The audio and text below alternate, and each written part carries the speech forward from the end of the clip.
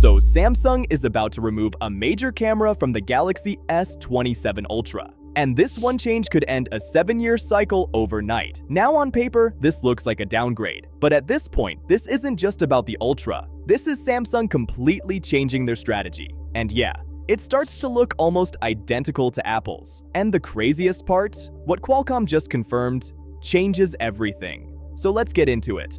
So over the past few years, Samsung has been gradually improving the camera system on the Ultra. And going into this year, you'd think this would finally be the moment they upgrade the 3x telephoto sensor, because that's been the only weak link in the entire quad camera setup.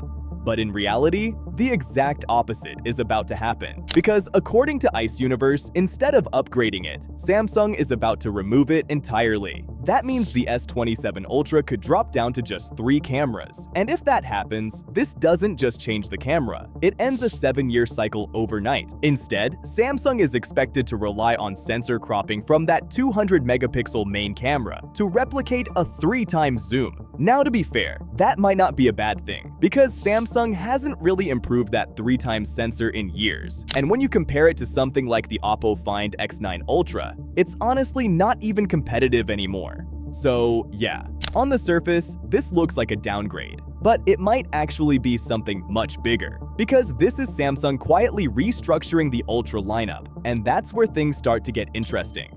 Because for a while now, we've been hearing rumors about a new S27 Pro sitting right between the Plus and the Ultra. And the original idea was simple. It's basically the Ultra, just without the S Pen. But here's the problem. If you remove the S Pen, what's really left? Because let's be honest, even Samsung knows most people don't even use it. And that's exactly why this camera change matters. Because now, Samsung finally has a real way to separate the Pro and the Ultra. And yeah, this is exactly the kind of lineup strategy Apple has been using for years. Same cameras, same features, just a different size. And that's exactly what Samsung is trying to do now. Because people clearly prefer smaller phones, but they don't want to lose flagship features. So the S27 Pro solves that. But you can't fit 4 large sensors into a smaller body. And that's why this camera removal suddenly makes a lot more sense. But that's still not the full story. When you attach a magnetic accessory, it literally interferes with the camera.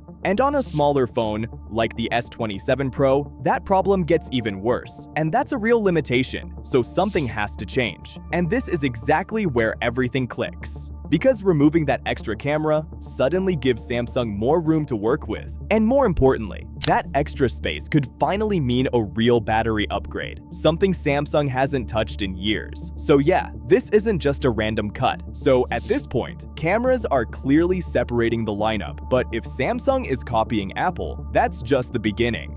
And this is where things get interesting, because Qualcomm just confirmed they're launching 2 versions of the Snapdragon 8 Elite Gen 6. And yeah, that changes everything, because now Samsung has a clean way to split the lineup even more. So when you zoom out and look at the bigger picture, this is not Samsung experimenting anymore. This is Samsung fully committing to Apple's exact playbook. And this isn't even the first time we're seeing this happen. Last year, we heard rumors about the iPhone Air, and Samsung came out with the S25 Edge.